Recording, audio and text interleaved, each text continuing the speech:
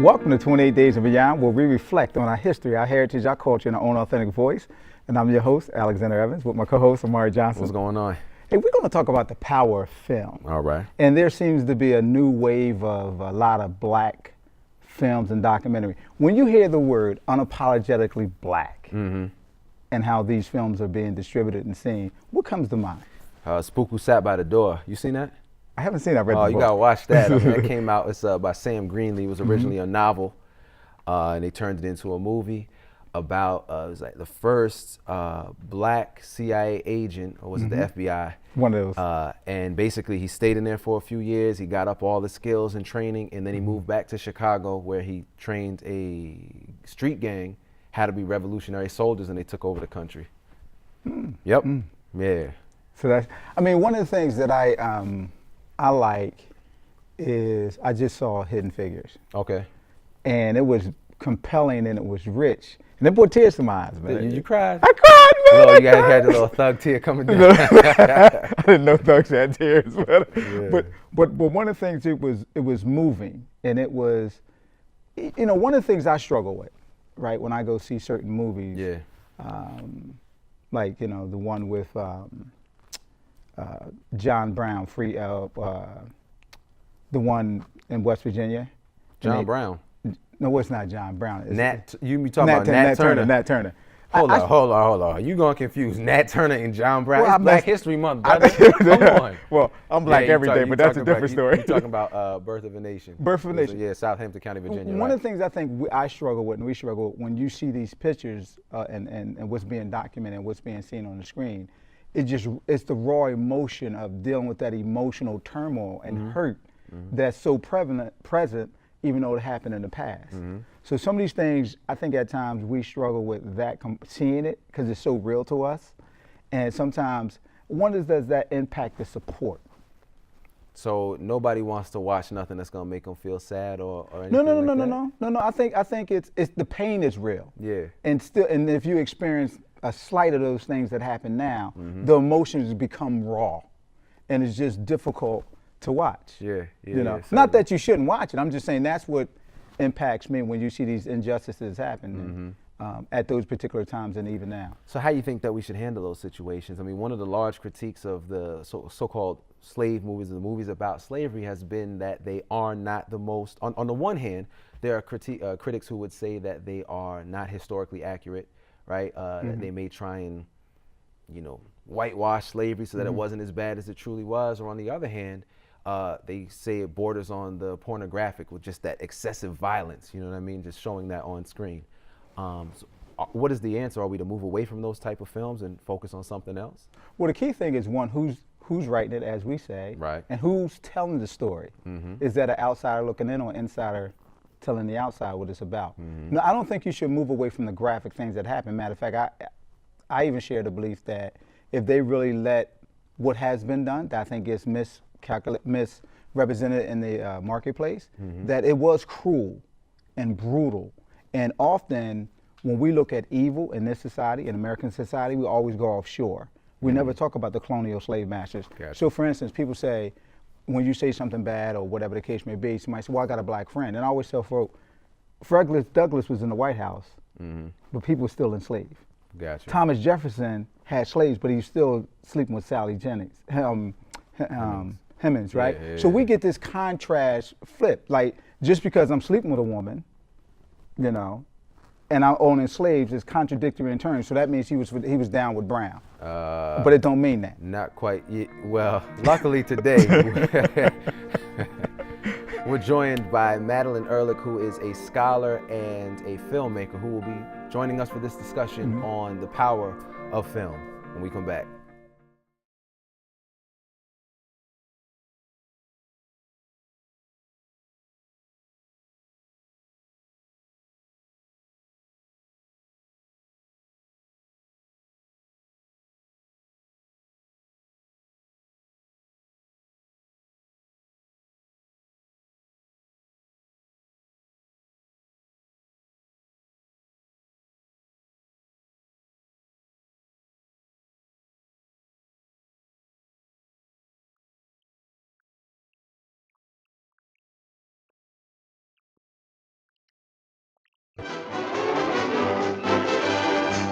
This is the Black Network Company, presenting for the first time the Pullman Porter Shoe Polish Variety Program. Welcome back to 28 Days and Beyond, and we have our guest with us, Madeleine Ehrlich. How you doing? Hi, thanks for having me Madeleine, on the show. why do you think that film is probably the most powerful mediums to tell a story other than other multimedia platforms? Yeah, I think there's many great answers to that question. Film is one of the ways that we affirm and distribute our narratives, our social narratives, right? Which is a way that we preserve and create histories. Mm-hmm. So you were talking about Birth of a Nation. Mm-hmm. Of course, the first Birth of a Nation, D.W. Griffith's film, Birth of a Nation, was an incredibly harmful narrative. It was the first blockbuster, and it was really an ode to the Klan. And was one of the first widely spread narratives of Black criminality, and led to not only the kind of the rebirth of the Klan in the United States, but was a propaganda piece used to justify mob murder of Black people in this country. So that's an example of the power of, the detrimental power that film can have. Additionally, film as a medium is powerful in a way that I think, is different than the way that, for instance, literature is powerful because it so directly engages us on multiple sensory levels. So we all know that feeling when you're watching an action film, for instance, or a horror film, and you literally feel like your stomach is in knots. Or especially I think when you're young and maybe you see, a scene that is, kind of erotic and there's something titillating about it, or, when someone dies and, you really feel that sadness on a physical level because film engages us physically in an embodied sense. We feel very close to the narratives and the experiences that we're watching. That closeness is transformative. And so the power to transform, for someone to walk into a theater with one idea about what someone else's experience is and to leave with new understandings is, incredibly profound. So, those are some of the ways. Yeah, certainly. Yeah. What drew you to film, and then what narratives or what stories are you drawn to tell through film? Mm-hmm. Yeah, well, again, I think understanding the power of story. I started out as a photographer and I apprenticed with a number of photographers in New York, and I felt limited by the still image in that I wanted to have more of a capacity for story. Again, kind of going back to this point of the power and importance of representation. I was just the other day reading this interview, kind of these post-election, New York Times sends a reporter out to the red states and is like, what do you think of all this? And, in particular, they were asking about the recent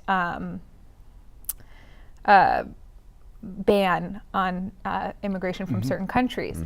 And the woman, as the conversation unfolded, the woman said, you only ever see Muslims on TV, blowing things up. And Right. that really clarified something, it really clarifies, I think, why story is so important. Because if she saw stories of Muslims,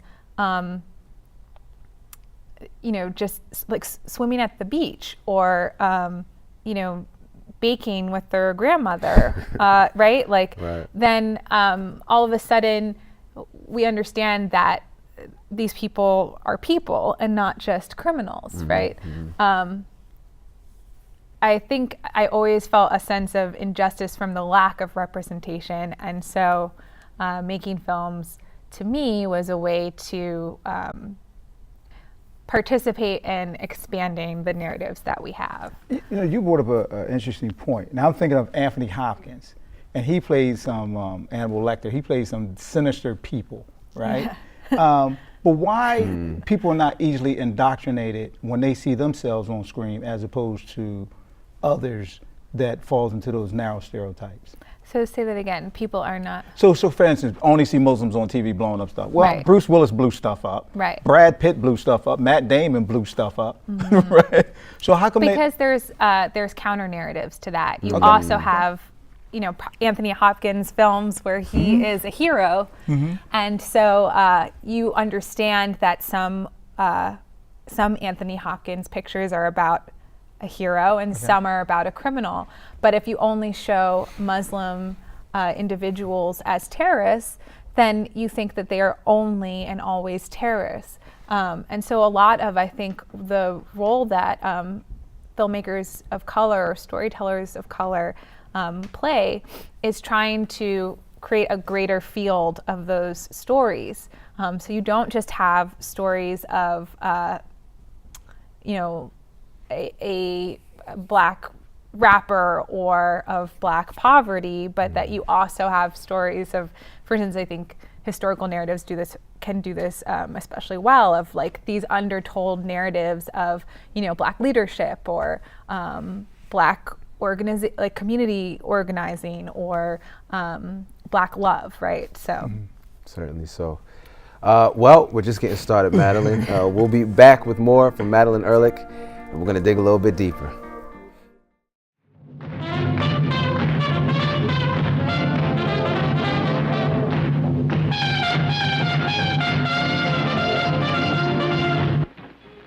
What is that, Miss Nina? Now listen, Gates, you run along and chase yourself. This pie ain't ready yet. Well, what kind of pie is that, Miss Nina? That's a blackbird pie. A blackbird pie? There ain't no such thing as a blackbird pie. Why, don't you contradict me. Don't you remember that song I used to sing for you when you were a little pickaninny?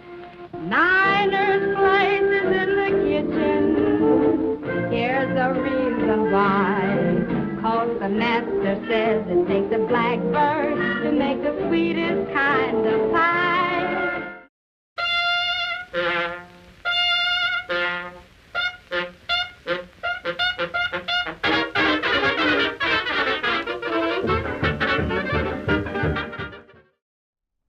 We're back with 28 Days and Madeleine Ehrlich, and we're going to dig a little deeper. Amar, I'm going to pass this baton to you. There was some riveting conversation that we was having. You know, picking up on what we ended up in the last segment talking about, do you see any potential burdens inherent in this lack of representation of you know, particularly black people? right. I think there is a burden there, and it is a it is a complex question. And I think you can just look at this past year's roster of films with black casts or black directors to examine it. All right. So this past year we had Hidden Figures, Fences, and we also had Moonlight, my personal favorite. Or let's bring in a film like Selma too, right? And I think that, or it's tough because there is a way that, because there is so little representation, there is a need for these positive images, for these, kind of affirmative narratives. But, for Black audiences, there also is a need for a more complex image of our humanity, right? Which isn't all good, it's not all heroic, it's complex because that's what being human is.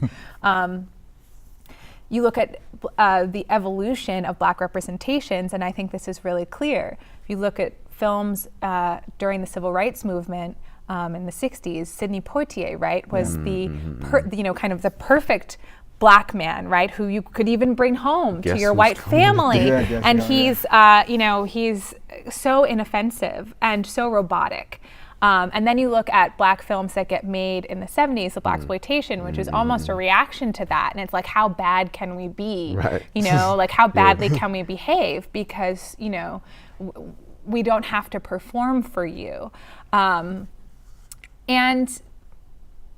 you know, Moonlight, I think, is a great kind of case study.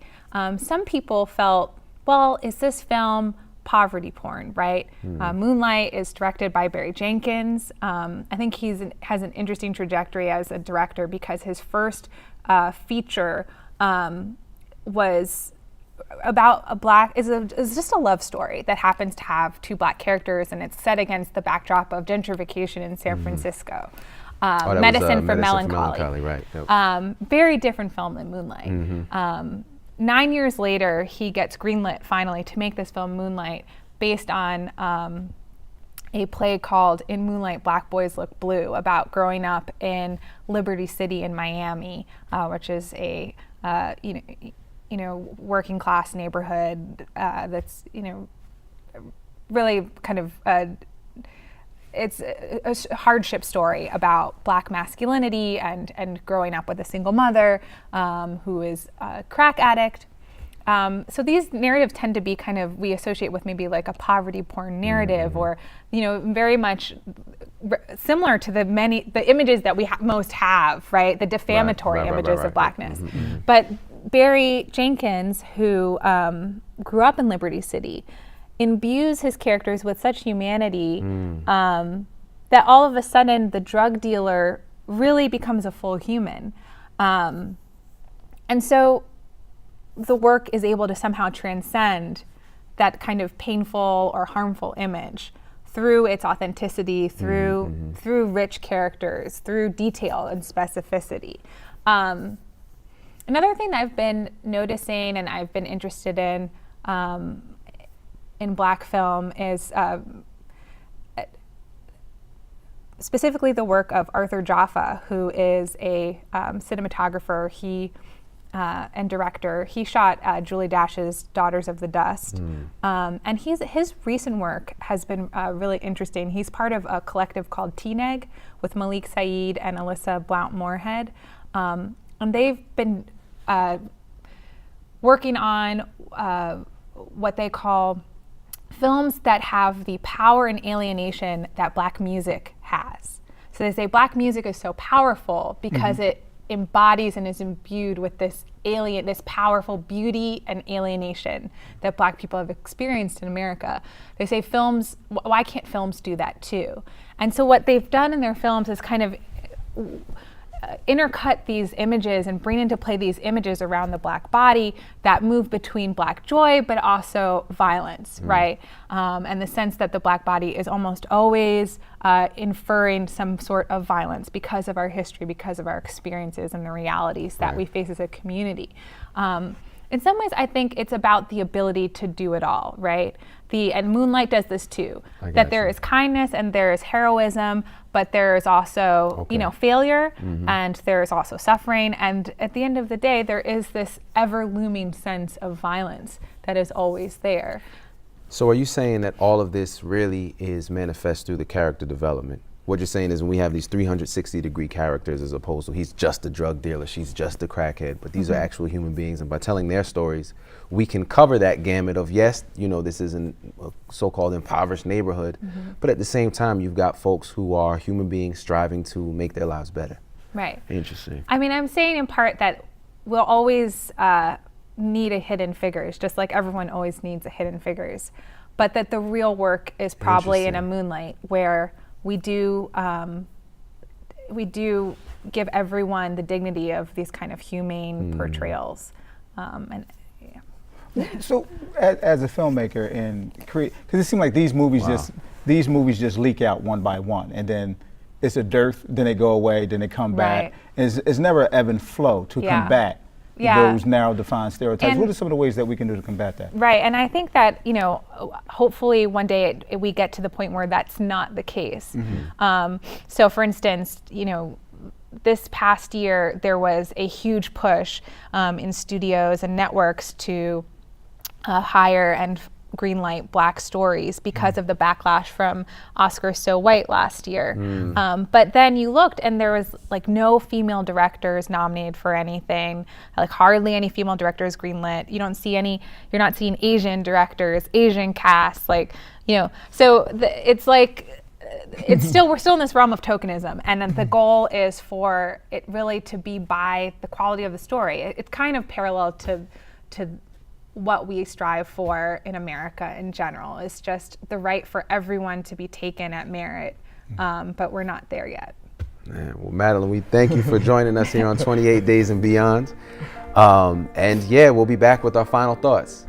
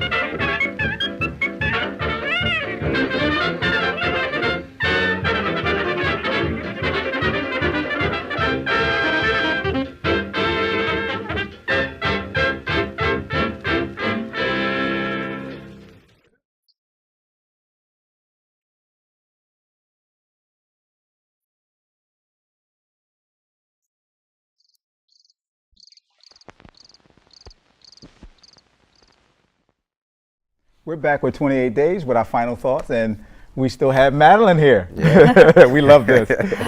How has the political climate impacted you go about making film, or selection process? Yeah, I think everyone has had to kind of reevaluate where our energy is going in the wake of this past election. It has really serious consequences for the most vulnerable populations in our country. And we all have to think about how we're going to protect one another and engage differently. For me, I've been thinking a lot about what is the work of imagining a better way, a better, an alternative way. Because I think we're really stuck in some ways in what we have, and the ways that we relate to each other, the ways we understand society. And I think that imagining can happen through looking at history, through moments in history, collective resistance, collective alternatives that communities have come up with. And it can also happen in, sci-fi, or through individual kind of radical self-determination. But I think the work really needs, for me, I'm thinking a lot about how do we imagine something better and different and possible. And it's tough, but I think it's really dire now. So what for you is something better and different? And